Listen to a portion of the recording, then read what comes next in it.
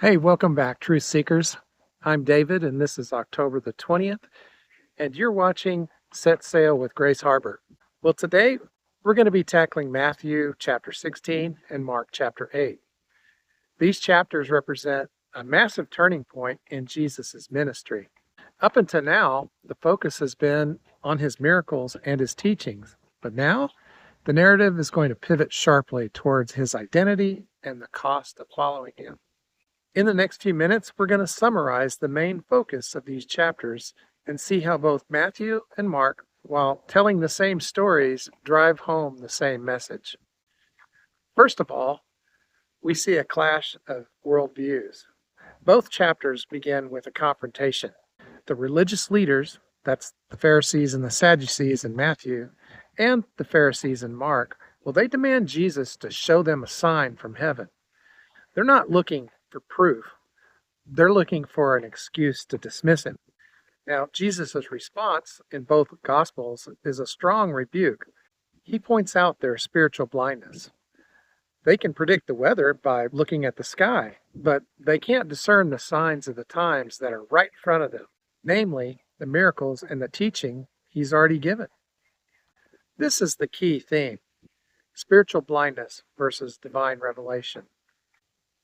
They want a spectacular cosmic show, but Jesus says the only sign that will be given is the sign of Jonah, and it's a powerful foreshadowing of his death and resurrection. Secondly, there's a core question that emerges. After confronting the religious leaders, Jesus then withdraws with his disciples to the region of Caesarea Philippi and asks a most important question. It may be the most important question in his ministry. Who do people say that I am? Well, both chapters record that the disciples are relaying popular opinions. Some say, well, John the Baptist. Others say Elijah or one of the other prophets. All respectable figures, but none of them the Messiah. Then comes the follow-up question, which is central in both chapters. But who do you say that I am? And it's Peter who makes the famous confession in Matthew. He says, well, you're the Christ, the Son of the living God. And in Mark, it's a little shorter, but it's still, you're the Christ. This is the climax of this section. And the disciples finally grasp Jesus' true identity as the Messiah. Then the third thing is the cross. The moment Peter confesses to Jesus that he's the Christ, everything changes. Immediately, Jesus begins to teach them about the real path of the Messiah, the path of suffering, rejection, and death in Jerusalem, followed by the resurrection. Peter, who so recently was praised for recognizing the Christ, can't handle this. He pulls Jesus aside and he actually rebukes him. Now, this is one of the most jarring moments in the Gospels. Jesus' response, in turn, is sharp. Get behind me, Satan. You're a stumbling block for me.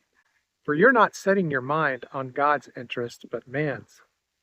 This leads to the final major shared theme, a call to discipleship.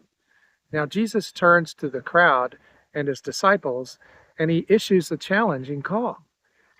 Anyone who wishes to follow me must deny himself and take up his cross and follow me. Now, both Matthew and Mark emphasize this. And they emphasize it to the point that to follow Christ, to choose the path of self-denial and sacrifice, it's a literal death to self. Now, both stress this paradox. If you try to save your life, you'll lose it. But if you lose your life for Jesus' sake, for the gospel, then you'll save it. If you're a new believer and your head is spinning right now, well, so are the disciples, so you're in good company.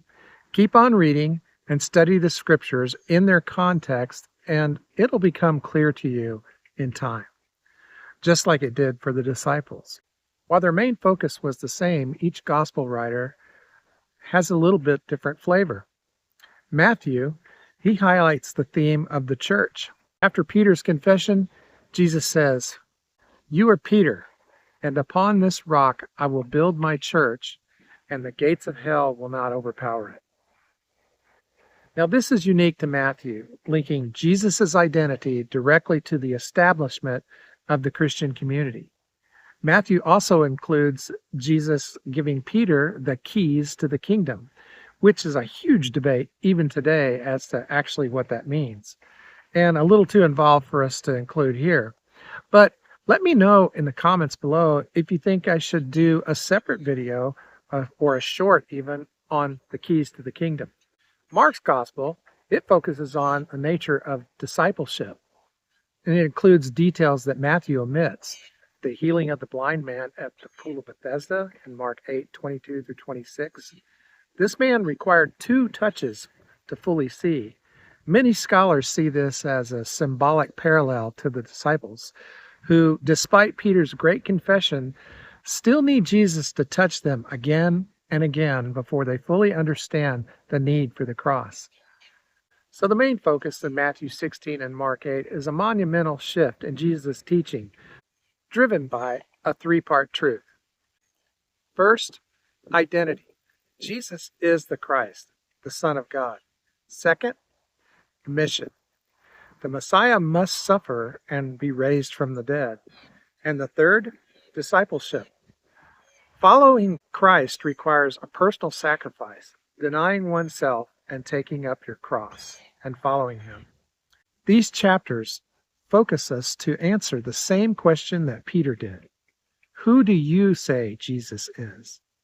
And once we answer it, we must confront the call of radical discipleship. Thanks for joining me today. And if this summary was helpful in clarifying these vital chapters, hit that like button and subscribe.